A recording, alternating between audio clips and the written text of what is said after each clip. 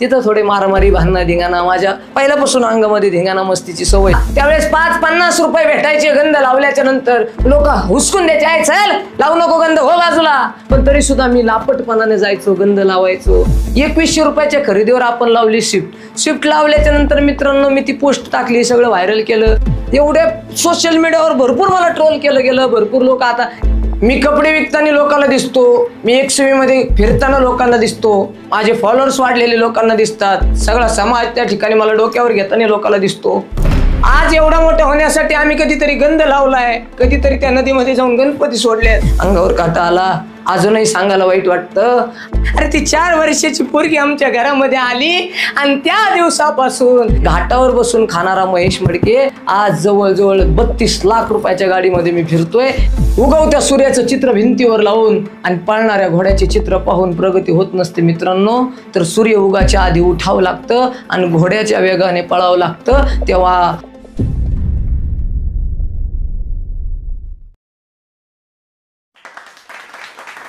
तर जय श्रीराम मित्रांनो, कसं आप्पा म्हणन तसं। तर मी तुमच्या सगळ्यांचा लाडका महेश आप्पा मडके पाटील। मित्रांनो, त्या ठिकाणी गावाकडून शहराकडे जायचं आणि पोटासाठी काहीतरी कमवायचं असे बरेच तरुण पोरं गावाकडून शहरात येतात, स्वतःच्या पोटासाठी काहीतरी कमवतात, परंतु मी त्यांच्यातला नव्हतं। तर गावाकडून त्या ठिकाणी काहीतरी करण्यासाठी मी शहरात आलो नव्हतो, तर घरच्यानं गावाकडे काहीच करत नाही म्हणून याला कुठेतरी नेऊन टाकायचं अशा परिस्थितीमध्ये आळंदीत आणून सोडलं होतं। आणि त्याच नंतर तुमच्या समोर उभा राहिलाय तो महाराष्ट्राचा लाडका युवा कीर्तनकार महेश आप्पा मडके, आणि त्याचबरोबर तुमच्या सगळ्यांचा लाडका कसं आप्पा म्हणन तसं। तर मित्रांनो, माझं मूळ गाव आहे नगर जिल्ह्यामध्ये शेवगाव तालुका सापडगाव। मित्रांनो, गावाकडे त्या ठिकाणी शेती करत होते आई वडील शेती करत असताना त्या ठिकाणी मी त्यांना हातभार लावायचो। एक दिवस जात होता, दिवसामागून दिवस जात होते, परंतु आई वडील शेतामध्ये जायचे, परिस्थिती अतिशय नाजूक होती। अतिशय गरीब परिस्थितीतून आलेलो मी त्या ठिकाणी एक दिवसाचा प्रसंग मला आठवतोय। त्या ठिकाणी भयान असणारा पाऊस रात्री झाला आणि पाऊस झाल्याच्या नंतर मित्रांनो आमचं घर होतं।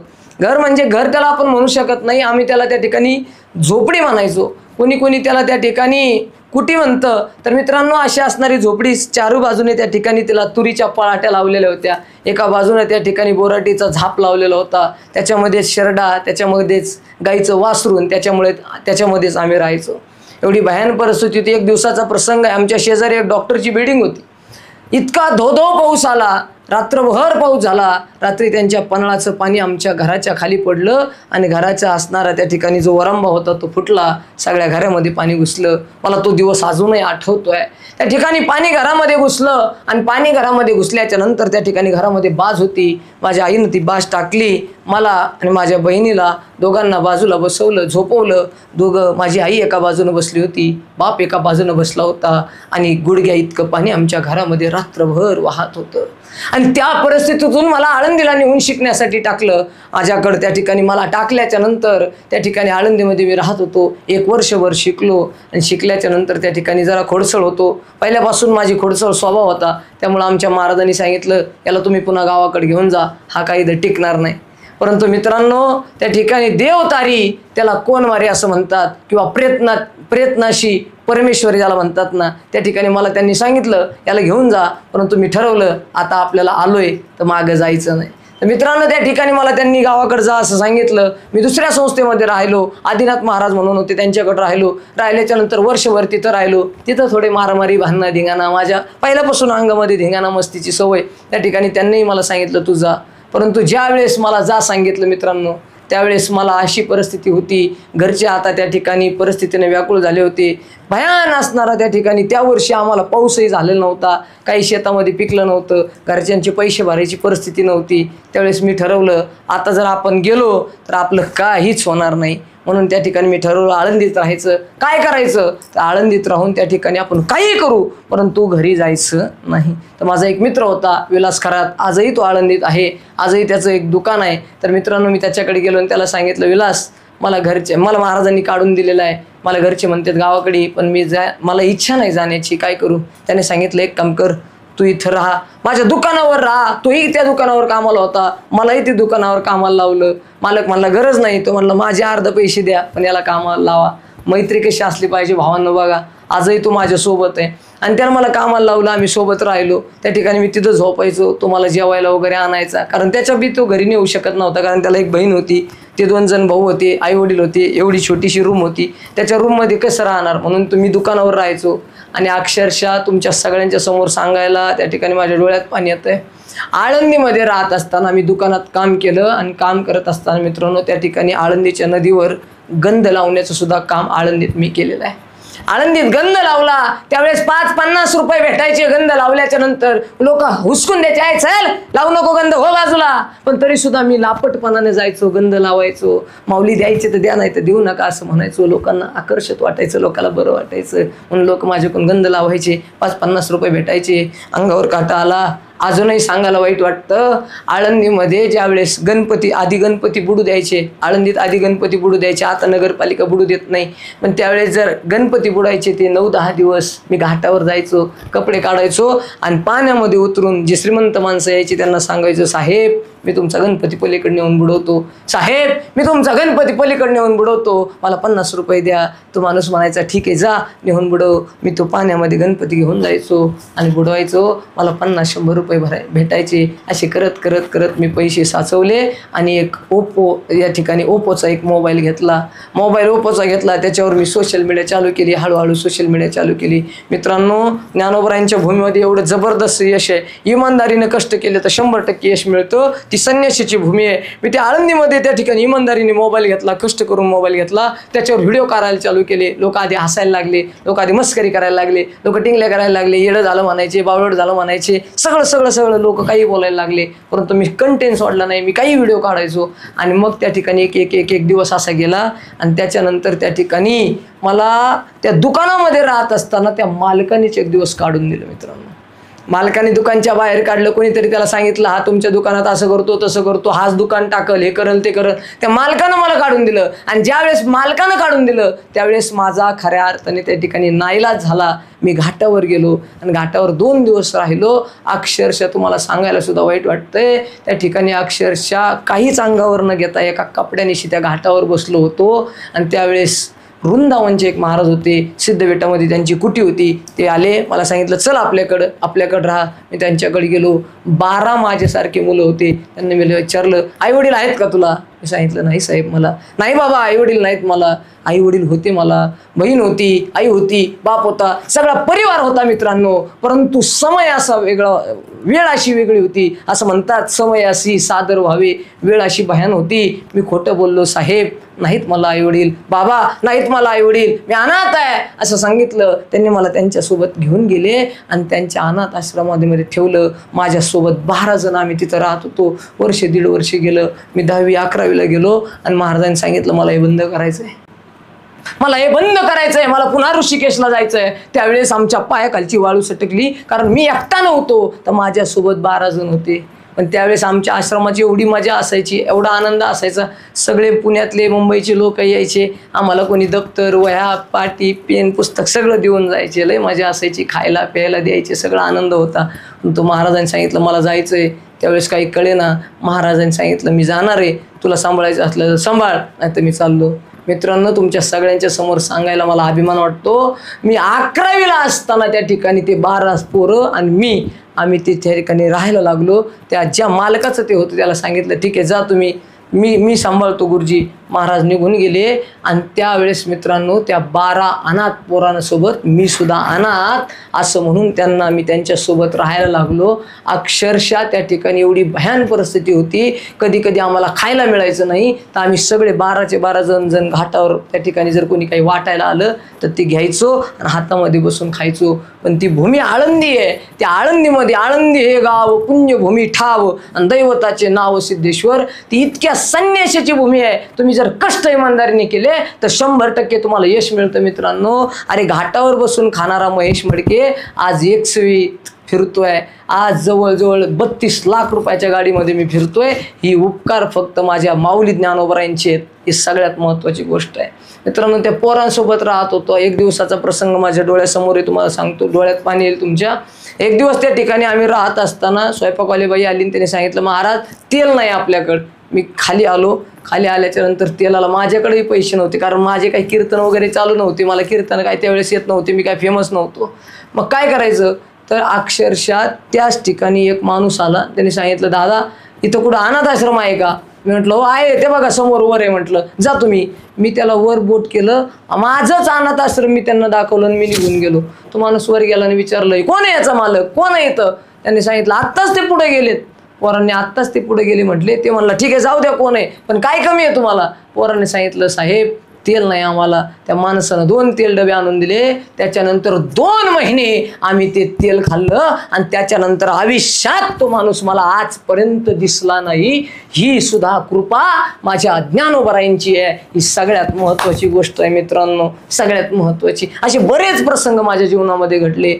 आजही तुम्ही कधी आळंदीला आलात तर आळंदीमध्ये माझी संस्था आहे. ज्यांना आई बाप आहेत अशा मुलांकडून मी वर्षाचे जेवणाचे पैसे घेतो 35,000 रुपये. परंतु ज्याला आई नाही, ज्याला बाप नाही, ज्याला भाऊ नाही, ज्याला परिवार नाही, असे 22 मुलं माझ्याकडे आहेत, ज्यांना एकही रुपया न घेता हा महेश आप्पा मडके फुकट सांभाळतोय. गेले 4 वर्षे ते 5 वर्ष झाले मी संस्था चालवतोय, पण आजपर्यंत कुणाला सांगितलं नव्हतं. परंतु आज तुमच्या समोर व्यक्त झालोय. मला सांगायची गरज नाही आणि मी सांगणारही नाही. माझ्या संस्थेला मी अनाथ आश्रम नावही आयुष्यात कधी देणार नाही, कारण ते मी भोगलंय, कारण मी ते पाहिलंय, कारण मी ते सोसलंय. कारण मित्रांनो, आम्ही ज्या अनाथ आश्रमामध्ये होतो, माणसं यायची, दप्तर घ्यायची, आमच्या समोर उभा राहायची आणि सांगा आम्ही काय दिलंय. आम्ही सांगायचो साहेबांना आम्हाला अनाथ पोरांना दप्तर दिलं, आम्ही अनाथ आहे ना, आम्हाला साहेबांनी जेवायला दिलं असं सांगायचं. त्यावेळेस तिळ पोटात तुटायचं. अनाथ नव्हतो आम्ही, परंतु आमची परिस्थिती अनाथ होती. म्हणून माझी विनंती आहे महाराष्ट्रातल्या सगळ्यांना, आजही महाराष्ट्रामध्ये हा ब्रॉडकास्ट कोणी पाहत असेल तर कुणाला आई नसेल, कुणाला बाप नसेल, असा अनाथ कोणी असेल आणि दत्तक द्यायचा असेल तर कधीही माझ्या नंबरवर फोन करा. माझा नंबर कुठेही तुम्हाला इंस्टा, फेसबुक, व्हॉट्सअप, ट्विटर कुठेही भेटेल. कधी या महेश मडकेला फोन करा. महाराष्ट्रातल्या कुठल्याही लेकराला आयुष्यभर सांभाळण्याची जिम्मेदारी मी घेतल्याशिवाय राहणार नाही. हे माझं काम आहे. 3 महिन्यापूर्वी मी एक बिझनेस टाकला. बिझनेस टाकण्याचं कारण असं होतं मित्रांनो, की त्या ठिकाणी मी एका दुकानामध्ये गेलो आणि दुकानामध्ये गेल्याच्या नंतर दुकान टाकण्याचा विषय असा होता मित्रांनो. एका दुकानामध्ये गेलो, रील स्टारचं दुकान होतं. त्याला विचारलं काय दादा कसे दिले कपडे वगैरे. त्याने मला हा शर्ट सांगितलं, हा 2000चा शर्ट आहे, क्वालिटी असेल तसं. मी म्हटलं हो का, बरं. म्हटलं दुसरीकडं तर कमी आहे. ते म्हणला हे शर्ट घ्यायला लायकी लागते, हा शर्ट घ्यायला लायकी लागते. मित्रांनो असं खटकलं. लायकीच्या गोष्टी केल्या. म्हणलं 100% म्हणलं हा शर्ट तू जो म्हणतोय ना लायकी लागते, हा शर्ट महेश मडके स्वतः बनवणार. आणि मित्रांनो ठरवलं. 3 महिन्यापूर्वी त्या ठिकाणी मी दुकान टाकलं, आप्पा म्हणून तसं कलेक्शन. मित्रांनो आप्पा म्हणून तसं कलेक्शन महाराष्ट्रात पहिलं आपण टाकलं आणि टाकल्याच्या नंतर 3च महिन्यामध्ये मित्रांनो या आप्पा म्हणून तसं कलेक्शनच्या 7 शाखा मी दिल्या. एवढंच नाही तर 1 रुपया सुद्धा शाखेचा कोणाकडून घेतला नाही. असं नाही की याच्याकडून 50 घेईन 100 घेईन, हे असं केलं नाही मित्रांनो. कोणाच्या कष्टाचं खाऊ नका, आपल्या कष्टाचं का. आणि 1 रुपया न घेता त्या ठिकाणी शाखा दिल्या. 3 शाखा माझ्या ऑलरेडी चालू झाल्यात. उरलेल्या शाखेचं काम चालू आहे, दिवाळीनंतर ते करणार आहे. आणि माझी इच्छा आहे की आता मी दिवाळीला मित्रांनो स्विफ्ट लावली. आता स्विफ्ट लावणं काय एवढं सोपं नाही. 1 साईड लावली म्हणजे तुम्हाला सांगतो किस्सा काय झाला. आपण स्विफ्ट लावली, 2100 रुपयाच्या खरेदीवर आपण लावली स्विफ्ट लावल्याच्या नंतर मित्रांनो मी ती पोस्ट टाकली, सगळं व्हायरल केलं. सगळे रील स्टार आणले, त्यांच्याकडून व्हिडिओ काढले. माझ्यावर भरपूर प्रेम करणारे रील स्टार माझ्यामुळं आले, पण 1 रुपया कोणी घेतला नाही माझ्याकडून. सगळे आले, त्यांनी प्रमोशन केलं. मी 2100 रुपयाची खरेदी केल्याच्या नंतर स्विफ्ट लावली. आता 2100च्या खरेदीवर मी स्विफ्ट लावली आणि आता जाऊ द्या, आपण काय कुणाचं नाव घ्यायचं नाही, नाही का. एकाने लगेच म्हटला तो माई कॉफी केली, असं केलं तसं केलं. म्हणलं ठीक आहे. आणि त्यानं 30 शाखेत मिळून स्विफ्ट लावली मित्रांनो. आता मला सांगा 30 शाखा 9 लाखाची स्विफ्ट आहे मित्रांनो. 9 लाखाची स्विफ्ट किती जणात लावली? 30 जणात. 30 जणात जर 90 आता 9 लाख रुपये भागिले जर 30 केलं तर एकाच्या वाट्याला 30,000 रुपये येतात. 30,000 मिळून 30 जणात मिळून स्विफ्ट लावली आणि ती स्विफ्ट ह्या महेश आप्पा मडकेने वन साईड लावली आणि म्हणून महाराष्ट्राच्या सगळ्या रील स्टारला आणि महाराष्ट्रातल्या पब्लिकला कळालं तर कसं आप्पा म्हणन तसं. तर मित्रांनो या 8-15 दिवसात एवढ्या प्रचंड रील्स व्हायरल झाल्या, एवढे सोशल मीडियावर भरपूर मला ट्रोल केलं गेलं, भरपूर लोक आता काही त्याच्या बाजूचे काही आपल्या बाजूचे भरपूर आपल्याला लोक बोलले, परंतु सगळ्या महाराष्ट्राला माहिती आहे की स्विफ्ट नेमकी लावली कोणी. आणि मित्रांनो मला एक सांगायचं आहे, ही स्विफ्ट मी माझ्या डेअरिंगवर लावली होती, मी माझ्या कष्टाच्या पैशाची लावली होती. चला तो भाग वेगळा आहे. ती आता स्विफ्ट देण्याच्या दिवशी तर आपण लाईव्ह करणारच आहे, कोणाला दिली हे तुम्हाला कळणारच आहे. पण स्विफ्ट बरोबर अजून नेमकी घोडा, हाती, बैल कशाला काय म्हणते ते सगळे त्या दिवशी आपण दाखवणार आहे. चला तो भाग वेगळा आहे. तर मित्रांनो आपण वन साईड स्विफ्ट लावली आणि ज्यांच्या 30, 35, 40 शाखा असतील ते का आपल्याला बोलायचं नाही, पण एका वर्षातून मित्रांनो त्यांना 100% क्रॉस करणार. तर कसं आप्पा म्हणन तसं. तर मित्रांनो मी कपडे विकताना लोकांना दिसतो, मी XUV फिरताना लोकांना दिसतो, माझे फॉलोअर्स वाढलेले लोकांना दिसतात, सगळा समाज त्या ठिकाणी मला डोक्यावर घेताना लोकांना दिसतो, परंतु याच्या मागे फार मोठं कष्ट आहे, हे लोकांना कधी दिसत नाही. आज एवढा मोठा होण्यासाठी आम्ही कधीतरी गंध लावलाय, कधीतरी त्या नदीमध्ये जाऊन गणपती सोडले आहेत. माझ्या जीवनामध्ये असे भयान प्रसंग कधी कधी घडलेले आहेत. मला एक प्रसंग सांगायचं म्हटलं तर ज्या वेळेस माझं लग्न झालं 1.5-2 वर्षापूर्वी, आणि लग्न झाल्याच्या नंतर त्या ठिकाणी पहिलीच केस माझ्याकडे अशी आली की बाप निघून गेला होता आणि त्या ठिकाणी 4-5 वर्षाची मुलगी माझ्याकडे ती बाई घेऊन आली. तिने सांगितलं, साहेब दादा माझा नवरा त्या ठिकाणी मला सोडून गेलेला आहे आणि या ठिकाणी मी एकटी राहते, माझी मुलगी सांभाळण्यासाठी कोणी नाही. नेटकंच माझं लग्न झालं होतं, माझी बायको नवीनच होती, घरामध्ये आलेली होती, आमचा सुखी संसार चालू होता, माझी संस्था चालू होती. आणि त्यावेळेस 4 वर्षाची पोरगी आमच्या दारामध्ये आणली आणि त्या बाईनं सांगितलं, महाराज तिला जर नाही तुम्ही सांभाळलं तर ही पोरगी मला कुठेतरी टाकून द्यावं लागेल, कारण मला जगणं मुश्किल झालेलं आहे, लोक मला त्रास देतात. त्यावेळेस माझ्या बायकोला मी विनंती केली, अगं ऐक ना की 4 वर्षाची पोरगी ही जर पोरगी आपण सांभाळली नाही तर या ठिकाणी या पोरीचं काहीतरी वाटलं झाल्याशिवाय राहणार नाही. या पोरीची आई स्वतःलाही संपून घेईल आणि तीही स्वतः संपेल. परंतु असं म्हणतात ना, प्रत्येक स्त्रीच्या मागं एक पुरुष असतो, परंतु माझ्या मागं एक स्त्री उभा आहे आणि तिचं नाव माझी बायको आहे. माझ्या बायकोनं लग्नाच्या त्या ठिकाणी 1.5 वर्षाच्या नंतर माझं ऐकलं आणि ती 4 वर्षाची पोरगी आम्ही घरामध्ये घेतली. आजही ती पोरगी गेले 1.5 वर्ष झाले माझ्या घरामध्ये राहते आहे. त्या पोरीला त्या ठिकाणी बाप नाही, तिची आई तिला सांभाळते, परंतु आई त्या ठिकाणी 6-6 महिने येऊन भेटत नाही. आलात कधी आळंदीला तर या आमच्या संस्थेमध्ये, सांगा माझं नाव, माझ्या संस्थेमध्ये आल्याच्या नंतर ती मुलगी तुम्हाला पाहायला भेटेल. काय गोड नाव आहे तिचं. आणि ती पोरगी त्या ठिकाणी तिने आणून घातली. माझी विनंती आहे, अरे कुणाला आई नसेल, कुणाला बाप नसेल, अरे स्वतःच्या मुलासाठी किती प्रॉपर्टी कमवा. एक दिवस तुमचा मुलगा तुम्हाला म्हणेल, माझ्या बापाला काही कळत नाही, माझ्या आईला काही समजत नाही, पण एखादा अनाथ लेकरू सांभाळून पहा, आशीर्वाद दिल्याशिवाय मरत नाही. अरे ती 4 वर्षाची पोरगी आमच्या घरामध्ये आली आणि त्या दिवसापासून या महेश मडकेच्या जीवनाचं चांगलं व्हायला सुरुवात झाली. मित्रांनो आज हा महेश मडके तुमच्या समोर उभा आहे ना, तर या अनाथाच्या केलेल्या सेवेमुळे उभा आहे. रडू अनावर झालं, परंतु मित्रांनो तुम्हाला सांगेल, आपला मराठी माणूस मोठं करा, आपल्या माणसाला मोठं म्हणा. माझ्यासारखे असे किती काही तिला निघूनही जातील, परंतु आपल्या माणसाला सहकार्य करा. आणि बाकीचं काय नाही मित्रांनो, तुमच्याकडे जर 10 रुपये असतील तर त्याच्यातले 2 रुपये तरी गोरगरिबाला देण्याची तयारी ठेवा. गाईला असेल, माईला असेल, अनाथाला असेल, नक्की सहकार्य करा मित्रांनो. माझ्यासारखे महेश आप्पा मडके तुम्हाला फुटाफुटावर भेटतील, परंतु एक काम करा, आथरून पाहून पाय पसरू नका. तर त्या ठिकाणी जेवढे पाय वाढतील तेवढे आथरून वाढवा, चांगले काम करा. एकाच बिझनेसवर अवलंबून राहू नका. 100 रुपये तुम्हाला येऊ द्या, पण ते 100 रुपये 100 जागेवरून येऊ द्या, एका जागेवर अवलंबून राहू नका. मी जर महाराज असून जर बिझनेस करू शकतो तर तुम्ही तर काहीही करू शकता. तुमचा माइंड तुम्हाला सांगेल तुम्ही काय करू शकता. त्यामुळे संघर्ष करा मित्रांनो.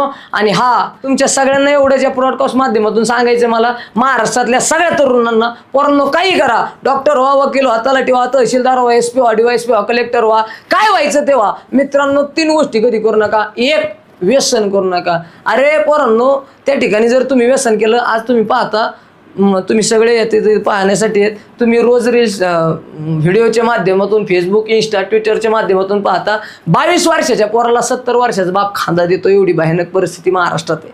माझी विनंती आहे पोरांनो की व्यसन करू नका, व्यसनाच्या आहारी जाऊ नका. दुसरी गोष्ट पोरांनो, आळंदीला जाऊन ज्ञानोबा भेटतात की नाही मला माहित नाही, पंढरपूरला जाऊन देव भेटतो की नाही मला माहित नाही, बालाजीला जाऊन देव भेटतो की नाही मला माहित नाही, पण पोरांनो स्वतःच्या बापाच्या पाया पडा, विठ्ठल भेटल्याशिवाय राहणार नाही. सगळ्यात महत्वाची गोष्ट आहे, स्वतःच्या आईच्या पाया पडा, तुम्हाला रुक्मिणी भेटल्याशिवाय राहणार नाही. कारण आमचे संत महात्मे सांगतात, सकळ तीर्थाची ये धुरे जे का माता पितरे आणि तयासेविषी शरीरे किरलून के, किंवा माय बाप केवळ काशी त्याने न जावे तीर्थासी, पुंडलिके काय केले स्वब्रह्म उभे केले. स्वतःच्या आई बापाला देव माना. 2 आणि तिसरी गोष्ट, सगळ्या माझ्या बहिणीला सुद्धा विनंती आहे, पोरींनो तुम्ही सुद्धा बिझनेस करा, काही करा, चांगलं काम करा, डॉक्टर वकील तलाठी तहसीलदार काही व्हा, पण पोरींनो स्वतःच्या बापाची आईची इज्जत जाईन असं कोणतंच काम करू नका. तुमच्या भावाची हात जोडून तुम्हाला कळकळीची विनंती, पोरींनो एकदा जर तुमच्या आई वडिलाच्या समोर तुम्ही जर त्या ठिकाणी तुमच्या आई वडिलाची किंमत घातली ना, तुमचा बाप आणि आई वडील